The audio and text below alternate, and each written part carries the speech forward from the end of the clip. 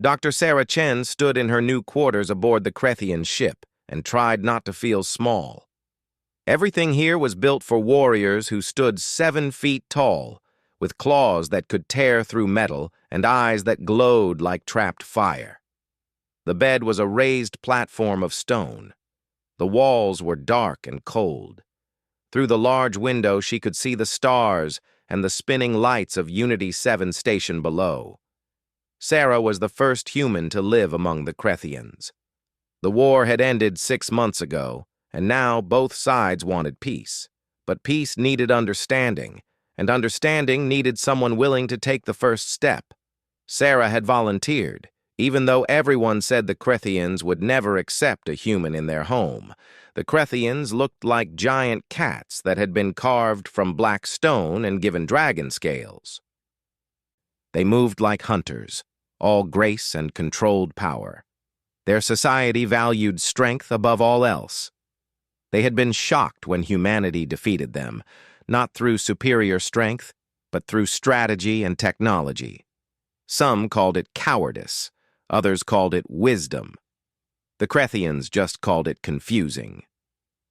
Sarah unpacked her few belongings and set up her yoga mat in front of the window. She checked the time converter on her tablet. Dawn cycle would come in 8 hours. She needed sleep, but first she needed to calm her racing mind. She rolled out her mat and moved through a few simple stretches, feeling her muscles relax and her breathing slow. Tomorrow would bring challenges. Tonight, she would rest. The next morning, Sarah woke before dawn cycle just as she always did. Her body refused to adjust to ship time. She made tea in the small heating unit they had installed for her and watched the artificial sunrise begin through her window. The ship's lighting system gradually brightened to mimic a planet's day. She stepped onto her mat and began her routine. Sun salutations first, moving from standing to folding to plank to upward dog. Her breathing fell into the familiar pattern, 4 counts in, 4 counts out. She moved into warrior pose, front leg bent, back leg straight, arms stretched wide. She held it, feeling the burn in her thighs, the stretch in her hips, the strength in her core. Outside her window, in the corridor, 3 small faces pressed against the transparent wall. Sarah did not notice them. She moved into tree pose, balancing on one foot, the other pressed against her inner thigh, hands together at her chest. She breathed. She held. She felt centered. In the corridor, Kessa grabbed her younger brother Tharn's arm. "Look at what the human does," she whispered. "She stands like a tree. Why does she do this?" Tharn tilted his head, his small scales rippling with confusion. "Maybe it is human combat training." The smallest cub, Pika, tried to copy the pose. She lifted one leg and immediately fell over, her tail whipping for balance.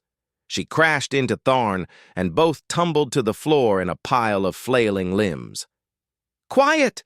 Kessa hissed. "Do you want Weapons Master Grok to find us? We should be at combat drills." But Pika was already trying again, determined. She managed to stand on one leg for 3 seconds before toppling. Tharn joined her, and soon both cubs were attempting to mimic the human's movements while Kessa watched through the window, studying every detail. Sarah moved through her sequence, unaware of her audience. Downward dog, with her hands and feet planted and her body making a triangle. Child's pose, kneeling with her forehead to the mat. Cobra lying flat and pushing her chest up. Each movement flowed into the next like water. She is preparing for battle, Tharn decided. These are attack stances. No, look at her face, Kessa said. She is calm. Warriors are not calm before battle. They are focused, aggressive. She looks peaceful. This concept confused all 3 cubs. Why would anyone practice movements that made them peaceful? What use was peaceful? Sarah moved into her final warrior pose, the one she held longest. Right leg forward, bent at the knee. Left leg stretched behind, straight and strong. Arms extended wide, reaching toward opposite walls. Her face was serene, her breathing was steady. She held the pose for 60 long seconds. All 3 cubs stopped moving and stared. "I want to do that," Pika whispered. A deep voice rumbled behind them. "And why are you not at morning drills?" The 3 cubs spun around to face Weapons Master Grok. He was a massive Krethian, scarred from decades of combat, with one eye replaced by a mechanical implant that glowed red. He was their instructor, and he did not tolerate disobedience. "We were watching the human," Kessa said, knowing honesty was the only option with Grok. "Watching?" Grok's remaining natural eye narrowed. "You were supposed to be practicing blade forms." "Yes, Master," all 3 cubs said together, heads lowered. But Grok did not shout. Instead, he looked through the window at the human, who was now sitting cross-legged on her mat with her eyes closed. "What is she doing?" "We think it is combat training," Tharn offered. "But strange combat training. She does not strike or attack. She just holds positions." Grok watched Sarah for a long moment. "Go to drills," he finally said. "I will deal with you later." The cubs fled, but as they ran down the corridor, Pika looked back. Grok had not moved. He was still watching the human, his arms crossed over his chest, his expression thoughtful. At drills that morning, Grok noticed something unusual. Kessa's balance during blade work was better than yesterday. Tharn's breathing during the endurance exercise stayed steady longer, and Pika, the smallest and weakest of the group, held a defensive stance for a full minute without shaking. "Kessa," Grok called. "Your balance has improved. Explain." Kessa's tail twitched nervously. I tried to copy the human's tree position this morning, Master. Standing on one leg, I fell many times, but I kept trying." Grok said nothing for a long moment. Then he dismissed the class early, something he had never done before. The next morning, Grok stood in the corridor outside the human's quarters before dawn cycle. He told himself he was simply observing a potential security concern. The human could be signaling someone. She could be practicing some human combat technique they needed to know about. But as he watched Sarah move through her sequence, fluid and controlled, breathing with perfect rhythm, holding positions that required both strength and flexibility, Grok recognized something he had spent his whole life pursuing: discipline, control, the warrior's mastery over their own body. He watched her hold warrior pose, arms stretched wide, legs strong, face peaceful. He had seen thousands of combat stances in his lifetime. This was different. This was not preparation for battle. This was something else entirely. And yet, as he watched, Grok found himself wondering what would happen if a warrior learned this kind of control, this kind of breathing, this kind of balance. There was only one way to find out. When Sarah finished her routine and opened her eyes, she jumped. A massive Krethian warrior stood in her corridor, arms crossed, watching her through the window. Their eyes met. Grok nodded once, a gesture of respect among Krethians. Then he turned and walked away, his mind already forming a plan that would change everything. Sarah was eating breakfast when her door chimed. She opened it to find Weapons Master Grok standing in the corridor, looking uncomfortable. For a warrior who faced death without flinching, asking for help seemed to cause him physical pain. "Dr. Chen," he began, his voice formal, "I wish to speak with you about your morning activities." Sarah invited him in, though he barely fit through her doorway. He had to duck his head, and his shoulders nearly touched both sides of the frame. Inside her small quarters, he looked like a dragon trapped in a closet. "You have been observing me," Sarah said. It was not a question. "Yes." Grok did not apologize or make excuses. Krethians valued directness. "I have also observed changes in 3 of my students. Cubs who watched you. Their balance is better. Their breathing control has improved. Their focus during drills is sharper. Sarah set down her tea. You mean Kessa, Tharn, and Pika? Gralk's eye implant flickered with surprise. You knew they were watching? The window reflects a little, Sarah admitted with a smile. I saw 3 small faces yesterday. I thought it was sweet. Sweet?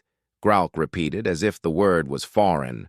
Among my people, unauthorized observation is a breach of protocol. Among mine, curiosity is how we learn. Sarah gestured to her yoga mat, still rolled in the corner. What you saw is called yoga. It is not combat training. It is wellness practice. For the body, yes, but also for the mind. For balance, flexibility, strength, and peace. Peace. Gralk said the word like it tasted strange. Warriors do not train for peace. We train for victory. But how do you prepare your body between battles?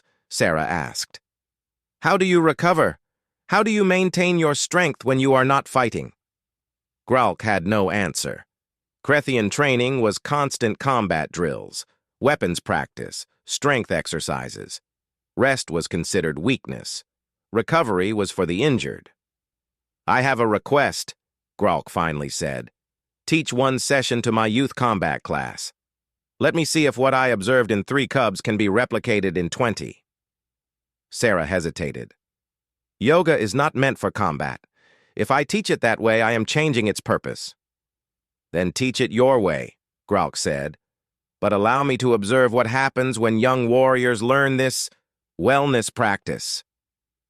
2 days later, Sarah stood in the ship's training hall facing 20 young Krethians. They ranged from small cubs like Pika to adolescents nearly as tall as Sarah. All had claws, all had teeth, all looked skeptical. She is so small, one whispered. Humans are weak, another said. Everyone knows this. Gralk silenced them with a look. Dr. Chen is our guest and your instructor for this session. You will show respect, or you will run combat drills for 6 hours instead. The room went quiet. Sarah took a breath. She had prepared for this, but standing before 20 predator species youths was different from teaching humans in a peaceful studio. She needed to bridge the gap between her culture and theirs. I am going to teach you positions that will make you stronger, she began. Not just in your muscles, but in your balance, your breathing, your control. Warriors need control, yes? The cubs nodded. Control was everything in Krethian combat philosophy. Good. We start with mountain pose. Stand with your feet together, arms at your sides. Simple, yes? Too simple, an older cub muttered. Stand, Sarah said firmly, and something in her voice made them obey. They stood in mountain pose, looking bored. Now, Sarah said, walking among them. Close your eyes. Close our eyes? Kessa asked. In combat, that would be, you are not in combat. You are preparing your body. Trust me. Close your eyes. Slowly they did. The room filled with 20 Krethians, standing still with eyes closed. Feel your feet on the ground, Sarah instructed. Feel your weight balanced between left and right, forward and back. Feel your spine straight, your shoulders relaxed. Breathe in for 4 counts. Hold for 4. Out for 4. Hold for 4. She led them through the breathing cycle 5 times. By the 3rd cycle, the fidgeting stopped. By the 5th, the room was perfectly still. Open your eyes. How do you feel? Dizzy, Pika said. Calm, Tharn said, sounding surprised. Centered, Kessa added, like before a blade strike, but more so. Good. Now we make it harder. Sarah demonstrated warrior pose. Left leg forward, bent at the knee, right leg back, straight and strong, arms out wide, hold this position.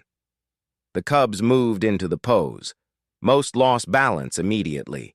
They were used to moving, striking, reacting. Holding a position was foreign. This is not combat, one complained, stumbling. No, Sarah agreed. This is harder than combat. In combat, you react. Here, you control. Your body wants to move, to adjust, to fall. You tell it no. You are the master of your body, not the other way around. That concept caught their attention. Krethians understood mastery. Sarah walked among them, adjusting postures, correcting form. Tharn, your back leg is bent. Straighten it. Pika, your front knee should be over your ankle, not past it. Good, Kessa. Hold it.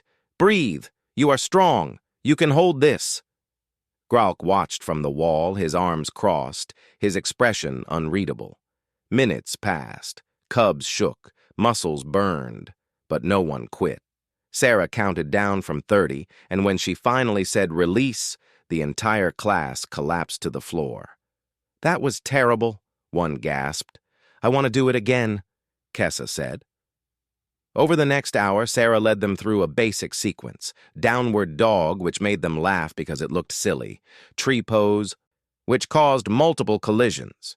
Child's pose, which they initially refused because it felt like submission. Cobra, which they loved because it looked like a strike position. By the end, something remarkable happened. The entire class held warrior pose in perfect silence. 20 young Krethians, still as statues, breathing in unison. Sarah counted to 60 this time, and no one broke the pose.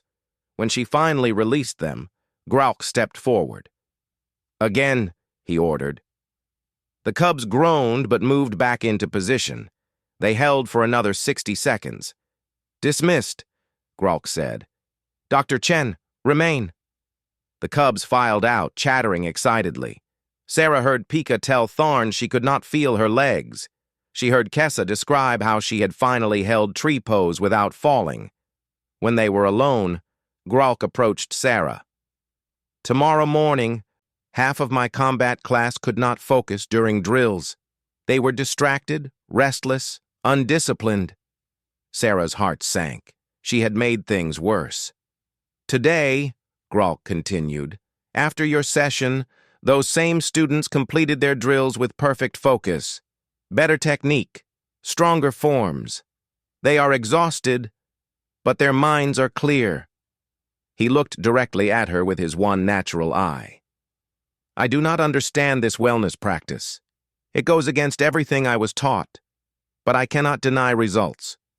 Will you teach another session tomorrow? Sarah smiled. Yes, but this time can we do it at dawn? That is the best time. Dawn, Gralk repeated. Very well. I will inform the class they must wake early. Will they come? Sarah asked. Gralk's mouth curved into what might have been a smile, showing far too many teeth. They will come, or they will face me in the combat ring. The next morning, all 20 cubs appeared at dawn cycle. Sarah led them through the sequence again, and this time they knew what to expect. Warrior pose became a competition to see who could hold it longest. Tree pose became a game. Child's pose became a moment of genuine rest. By the third morning, adult Krethians had started watching from the corridor, their faces curious. By the fifth morning, Pika could hold tree pose for 2 full minutes, longer than anyone else in the class, despite being the smallest. And by the 7th morning, when Sarah finished her sequence and opened her eyes, she found Weapons Master Gralk on the mat behind her, attempting downward dog with intense concentration. The cubs, watching from the doorway, tried not to laugh. It did not work. The sound of young Krethian laughter filled the training hall, warm and bright as the artificial sunrise. The alarm came during evening meal. Sarah was eating with the cubs in the family dining hall when the lights shifted to red and a sharp tone cut through conversation. Combat stations! Gralk's voice boomed over the ship's communication system. All warriors to briefing room. This is not a drill. The dining hall emptied in seconds. Warriors grabbed their cubs and rushed them to the secure family quarters. Sarah found herself swept along with Kessa, Tharn, and Pika as their mother, Lieutenant Shera, guided them to safety. What is happening? Pika asked, her voice small. Pirates, Shera said, checking her weapon. They are attacking a civilian transport near the station. We are the closest ship. She looked at her cubs seriously. The youth combat class will accompany us as observers. This is what your training prepares you for. Sarah felt her stomach twist. These were children. Cubs. Some as young as 10 years old. But Kessa stood straighter. Tharn checked his practice blade. Even Pika looked determined rather than afraid.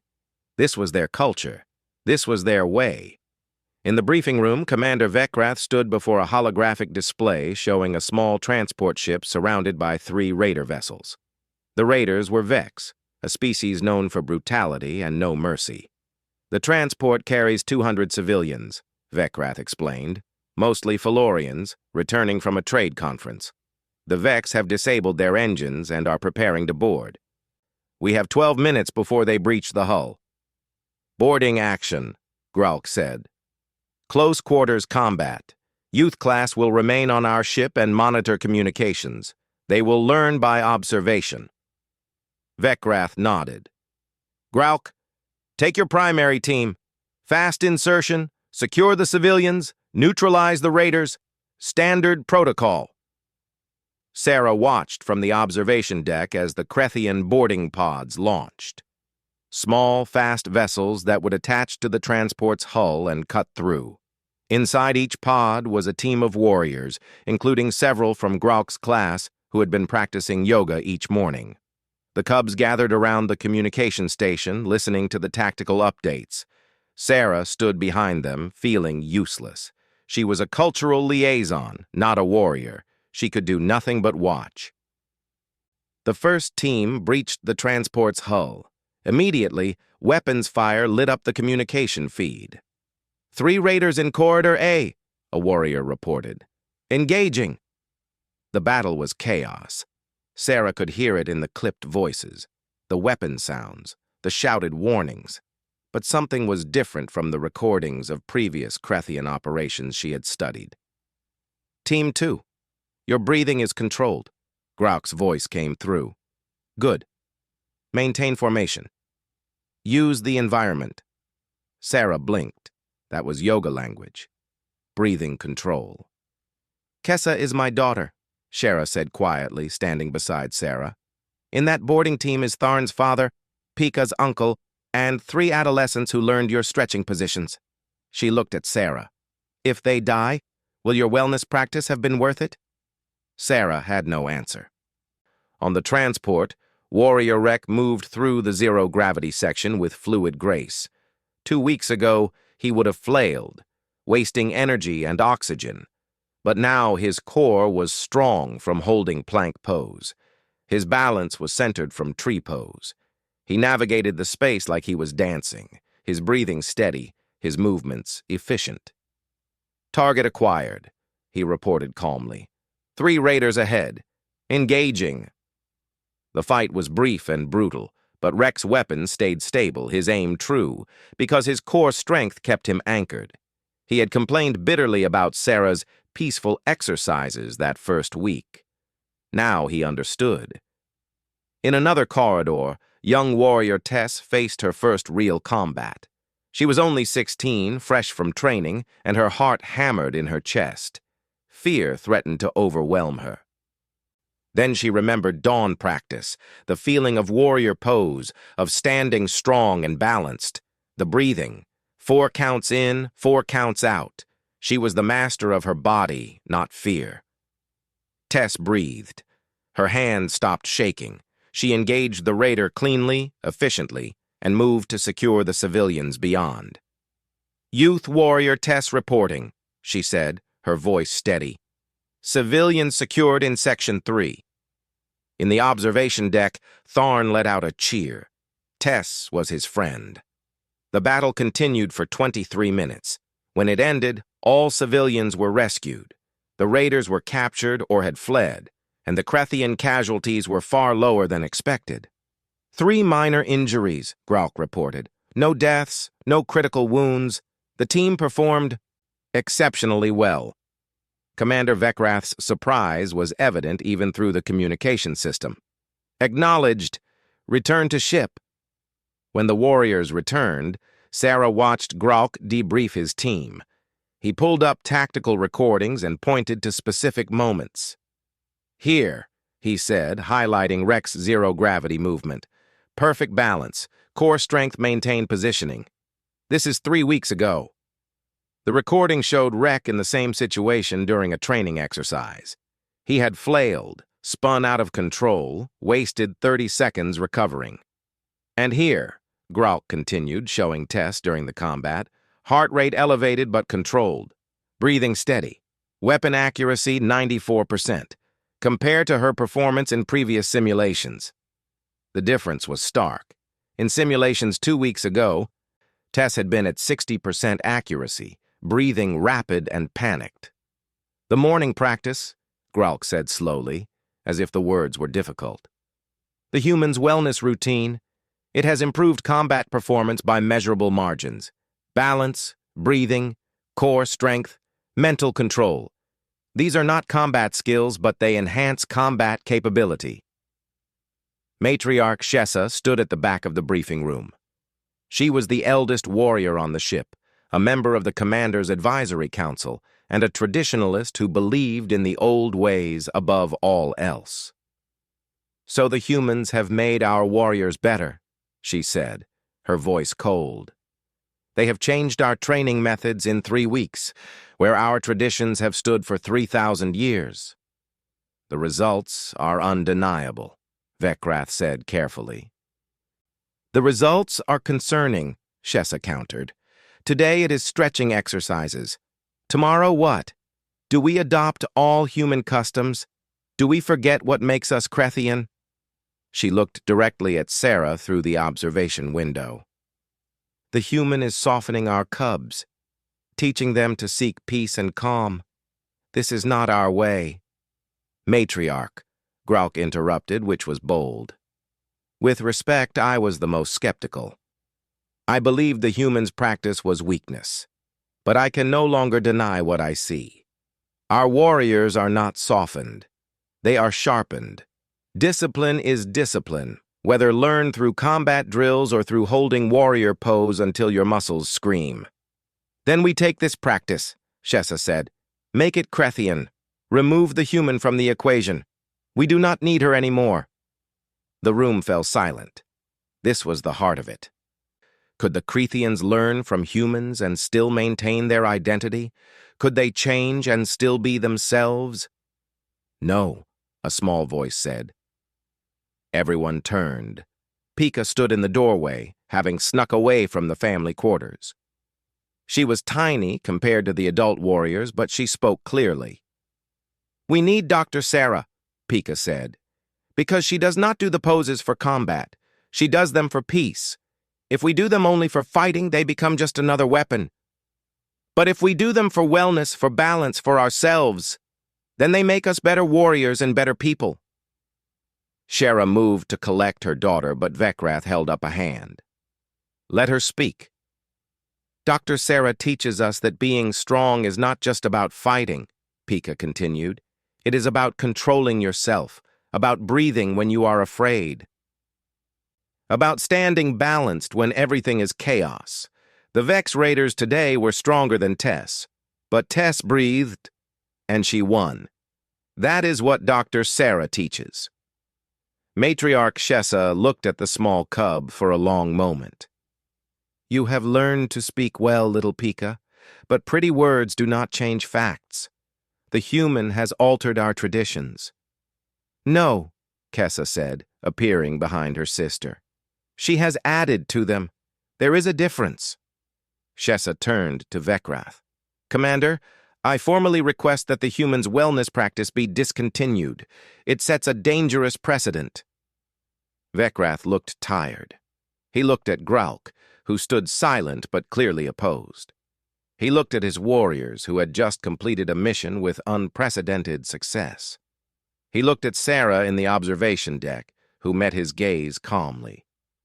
"I will consider your request, Matriarch," Vekrath said finally, "but not today. Today we celebrate a successful mission with 0 casualties. Tomorrow we will discuss the future of our training practices." As the briefing dispersed, Sarah found herself surrounded by cubs. They did not speak, but they stood close, a wall of small Krethian bodies between her and the uncertain future. The message from Unity 7 Station arrived at dawn's cycle. Sarah was in warrior pose when her communication tablet chimed with an urgent priority flag. The Galactic Wellness Council requested her presence at a formal hearing in 6 hours. "This is not good," Commander Veckrath said when Sarah arrived at his office. Gralk stood beside him, looking grim. "The GWC has jurisdiction over all wellness and training practices that cross species boundaries. Someone has filed a complaint." "Who?" Sarah asked. "Unknown, but the charges are serious. Unauthorized distribution of combat enhancement techniques, potential violation of the interspecies martial knowledge protocols, creating military imbalance between species."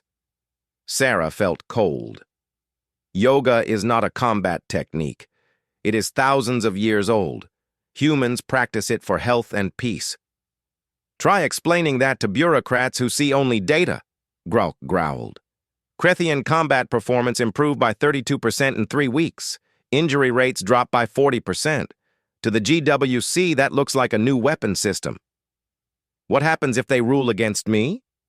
Veckrath and Gralk exchanged glances. "At minimum, you would be prohibited from teaching any non-humans. At maximum, charged with violating galactic security protocols. Humans would face sanctions. Your cultural exchange program would end." "And our morning practice?" Pika's voice came from the doorway. All 3 cubs stood there, having somehow evaded their parents again. "Would be forbidden," Veckrath said gently. "I am sorry, little ones, but this is bigger than our ship now." 6 hours later, Sarah stood in Unity 7's council chamber before representatives from 12 species. The room was circular, with each delegation seated in a curved section. The Galactic Wellness Council sat in the center, 3 beings from different worlds, all looking stern and official. Counselor Ven, a tall, crystalline being, whose body refracted light into rainbow patterns, spoke first. "Dr. Sarah Chen, you stand accused of introducing unregistered wellness practices with military applications across species boundaries. How do you answer?" "I taught yoga," Sarah said simply. "It is a human practice focused on physical health, mental clarity, and inner peace. It has been practiced on Earth for over 5,000 years. It is not secret. It is not military. Anyone can learn it. Yet Krethian combat performance improved dramatically after your instruction," Counselor Mora, a floating jellyfish-like being, interjected. "We have the data. This cannot be coincidence." "Yoga improves many things," Sarah explained. "Balance, flexibility, strength, breathing control. Yes, these help in combat. They also help in sports, in daily work, in managing stress. Should we ban running because it makes people faster? Ban meditation because it improves focus? The concern," Counselor Ven said carefully, "is the differential effect. The Krethians were already formidable warriors. Your techniques made them more formidable. Other species now fear a military imbalance." A voice spoke from the Felorian delegation section. "We fear for our safety." Sarah looked at the Felorians. They were small, rabbit-like beings with large eyes and gentle dispositions. They had been prey species on their homeworld before achieving space travel. They fled from conflict, not toward it. "I understand your fear," Sarah said. "But yoga is not only for warriors. It is for everyone. If the Felorians wish to learn, I would teach them gladly." "Absolutely not," Matriarch Shessa's voice boomed across the chamber. Sarah was surprised to see her in the Krethian delegation. The warrior meditation practice was adapted by Krethians from observation of human movement. It is now a Krethian technique. We forbid its teaching to others. Sarah stared. That is not true. I taught you directly.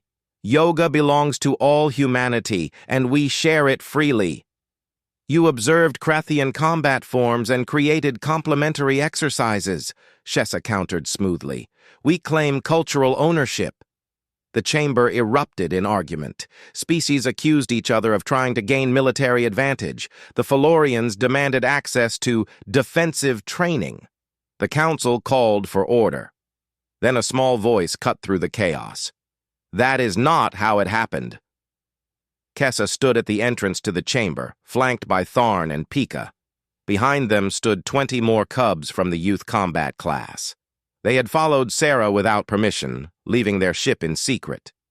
"Cubs should not be at council proceedings," Counselor Venn said.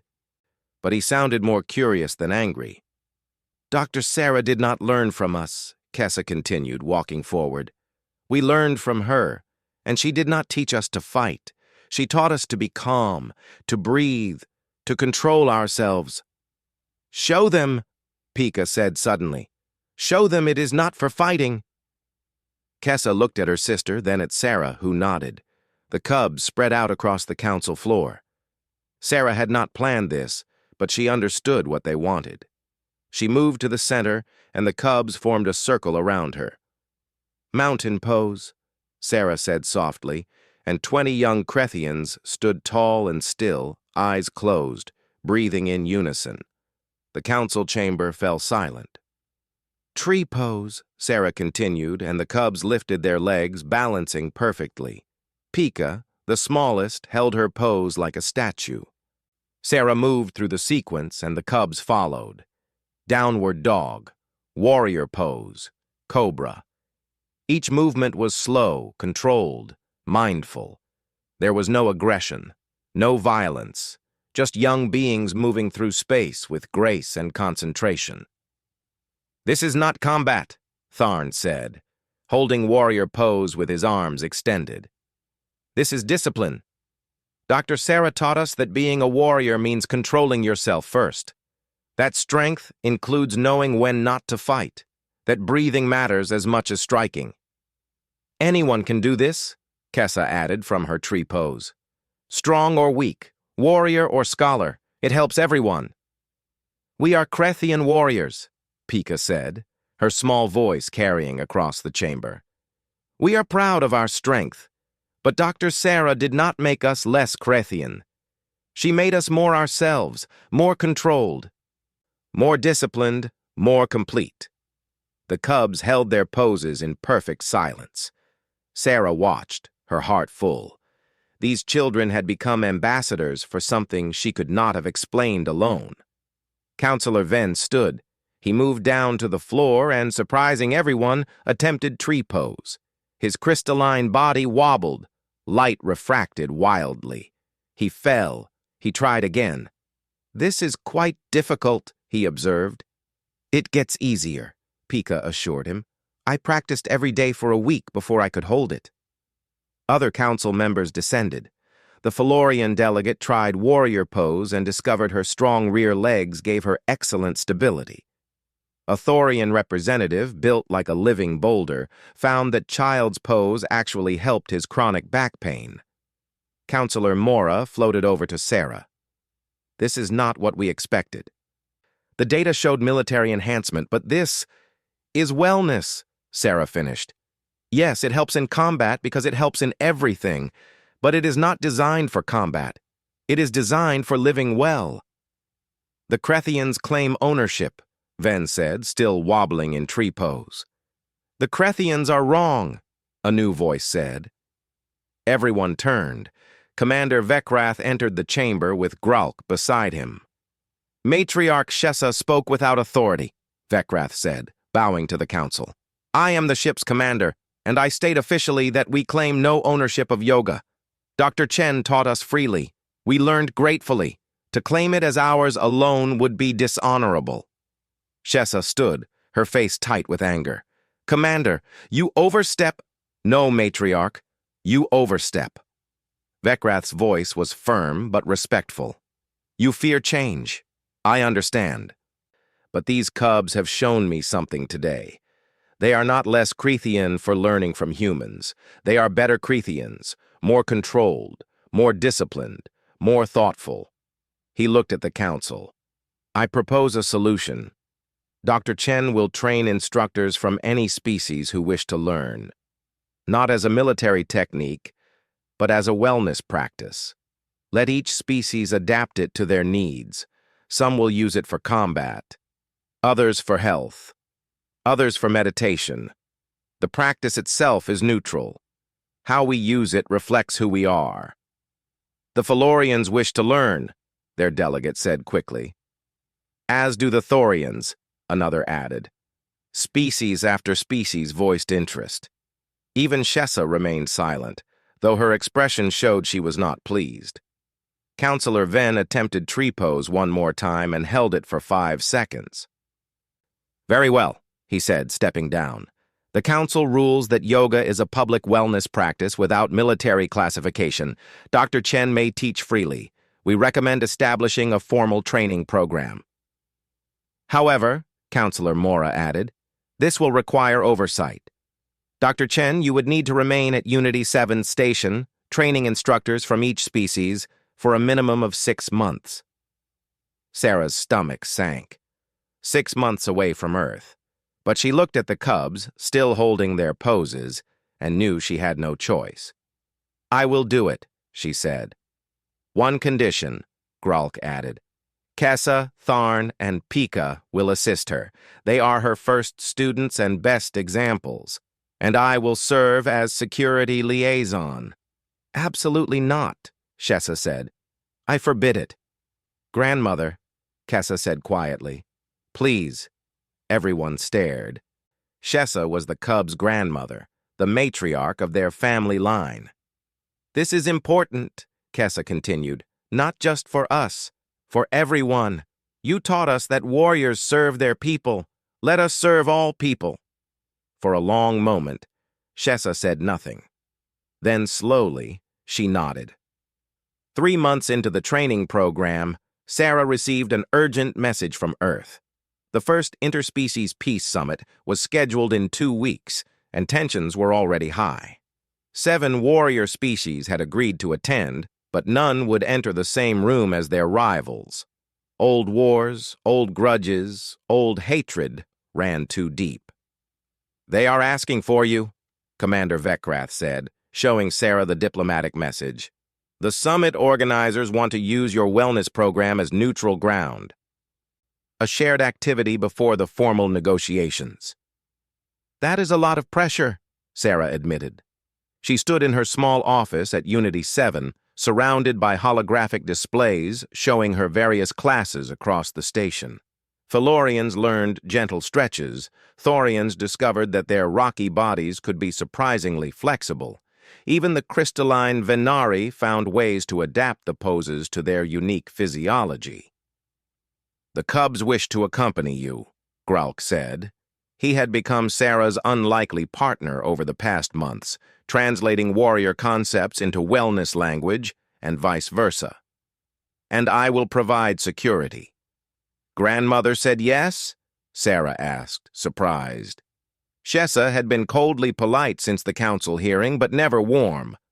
Grandmother said the cubs have learned enough that they can teach, Kessa said, entering the office with Tharn and Pika. She said if we are to represent Krethian warriors to the galaxy, we should do so properly. Coming from Shessa, that was practically a blessing. 2 weeks later, Sarah stood on Earth for the first time in 6 months. She breathed the real air of Seattle, felt the real rain on her face, and nearly cried from homesickness she had not known she carried. The cubs stared at everything. Earth's gravity was lighter than their ship's artificial setting. The sky was a blue they had only seen in pictures. The trees were not the metallic structures of Unity 7, but living things that swayed in the wind. So much water, Pika whispered, looking at Puget Sound stretching to the horizon. Is all of your planet this wet? Just Seattle, Sarah said with a smile. Come. We have work to do. The summit was being held at a secure facility outside the city. Delegates from 30 species were arriving, most with armed escorts, all with suspicion. The organizers had cleared a large gymnasium for Sarah's demonstration. They want you to lead a joint session before the first negotiation, the summit coordinator explained. She was a harried human woman named Director Kim who looked like she had not slept in days. If you can get them in the same room without fighting, that would be progress. Sarah looked at the list of attendees. Krethians and Vorlons, who had fought a bitter war 2 decades ago. Zerath and Kemari, whose border conflicts had killed thousands. Humans and Thorians, still working through trade disputes that had turned violent. "I cannot promise peace," Sarah said. "But I can promise a shared experience." The next morning, delegates arrived at the gymnasium with clear reluctance. Warriors in ceremonial armor, diplomats in formal attire, all keeping careful distance from their enemies. Sarah stood at the center of the room with the 3 cubs beside her.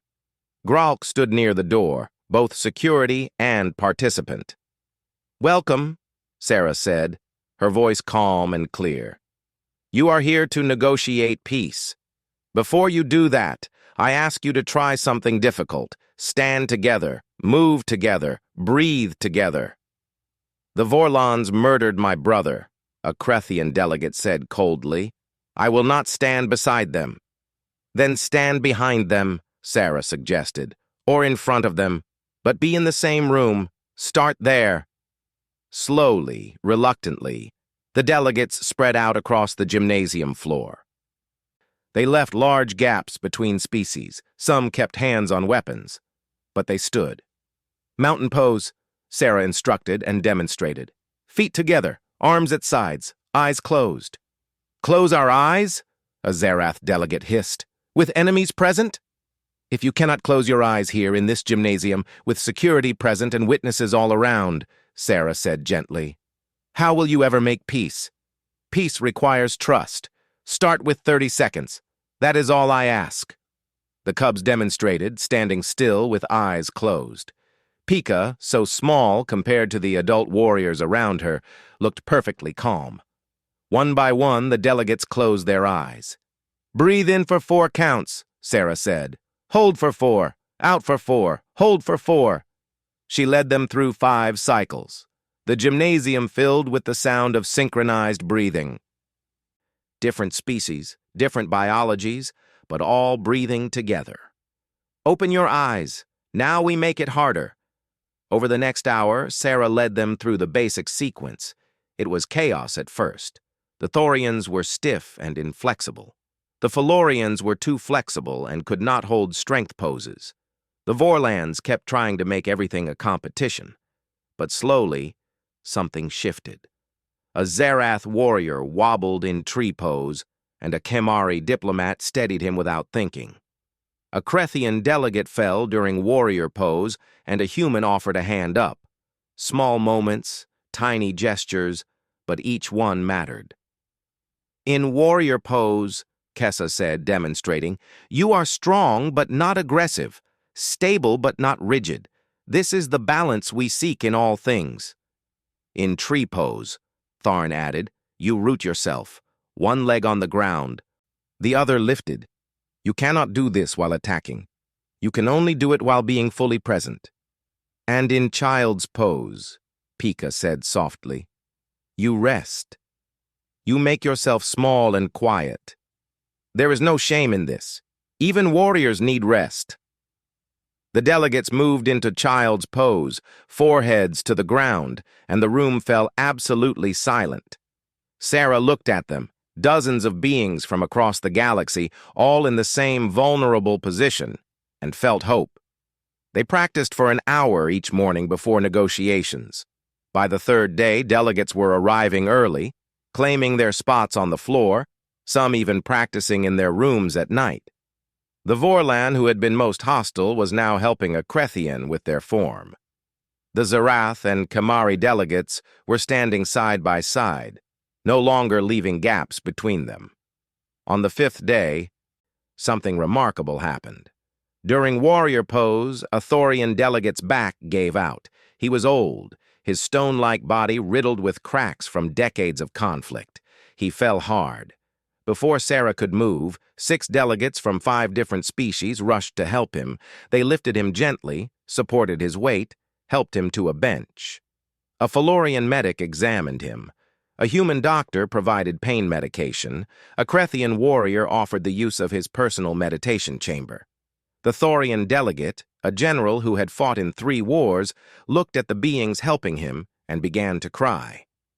Sarah had not known that Thorians could cry, but apparently they could. His tears were small pebbles that fell from his eyes and clinked on the floor. "Why do you help me?" he asked. "I have killed your people in battle. Because right now, you are not my enemy," the Crethian warrior said. "Right now, you are someone who fell. We help those who fall. This is what we have learned." That evening, in the first actual negotiation session, the Thorian and Zerath delegations signed a peace accord that had been stalled for 5 years. The breakthrough came because both sides could talk to each other like people, not enemies. Because they had breathed together, stood together, helped each other when falling. By the summit's end, 12 new peace agreements were signed. Border disputes found resolution, trade routes reopened, and every single one of the delegates requested that yoga instruction be included in their diplomatic training programs. On the final morning, Sarah led the session not in the gymnasium, but outside, on the shore of Puget Sound. Dawn was breaking over the water, painting the sky in orange and pink. 200 beings stood on the sand, from 30 different species, all in warrior pose as the sun rose. The cubs stood at the front, demonstrating the poses they had first learned by watching through a window months ago. Pika held tree pose perfectly, small but unshakable. Kessa moved through the sequence with warrior's grace. Tharn kept perfect time, his breathing audible and steady.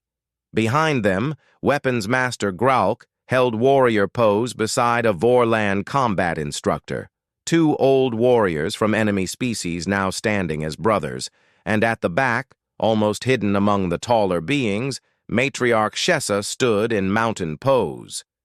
Her eyes were closed. Her breathing was synchronized with everyone else. She had resisted. She had fought. But in the end, she had learned. When the session ended and the sun was fully risen, Director Kim approached Sarah. "The Galactic Assembly wants to establish an interspecies wellness academy. They want you to lead it." Sarah looked at the cubs, at Gralk, at all the beings who had learned that strength could be gentle and warriors could be peaceful. "I am honored," Sarah said, "but I am a teacher, not an administrator. I belong in a studio, not an office." "Then teach," Director Kim said. "We will handle everything else. Just keep doing what you do." That evening, they held a celebration on the beach. Someone had brought food from a dozen worlds. Music played from different cultures. And in the middle of it all, Sarah found herself surrounded by cubs.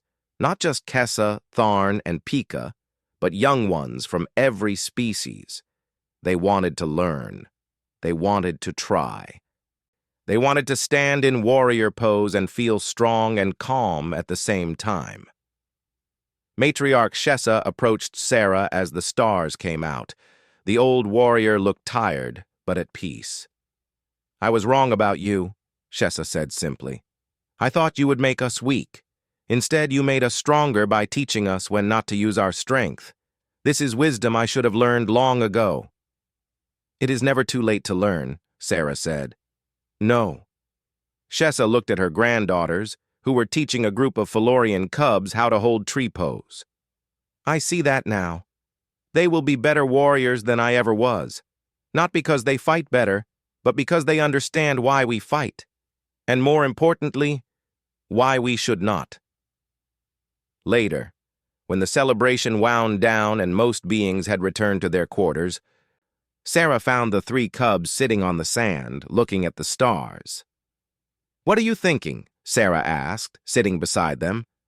"I am thinking," Pika said, "that 3 months ago I was just a small cub who could not hold tree pose. Now I am a teacher. How did that happen?" "You practiced," Sarah said simply.